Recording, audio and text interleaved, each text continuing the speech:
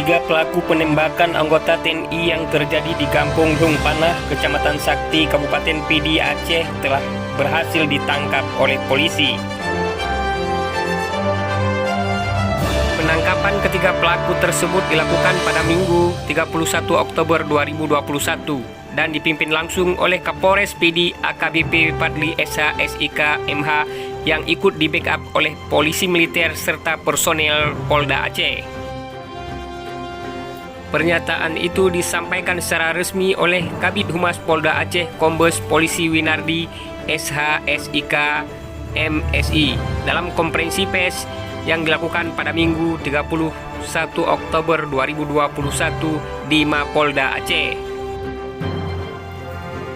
Winardi menyampaikan pelaku yang ditangkap adalah D, 43 tahun, bekerja sebagai petani dan berperan sebagai penyedia senjata, lalu F, 42 tahun, tukang cukur sebagai eksekutor, serta M, 41 tahun, bekerja sebagai wira swasta sebagai perencana pertemuan dan kenal dengan korban.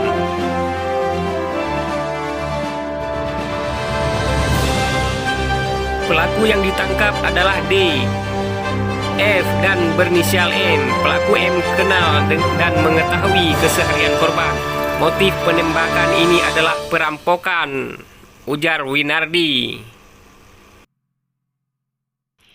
Ia menambahkan, dalam perampokan itu puluhan juta uang korban turut diambil oleh pelaku.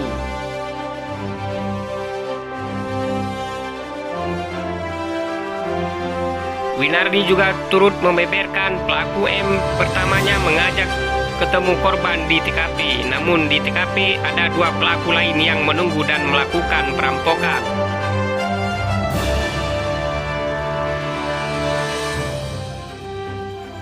Perampokan tersebut menurut Kabid Humas Polda Aceh telah direncanakan oleh ketiga pelaku sehari sebelum eksekusi di kebun cabai milik pelaku D.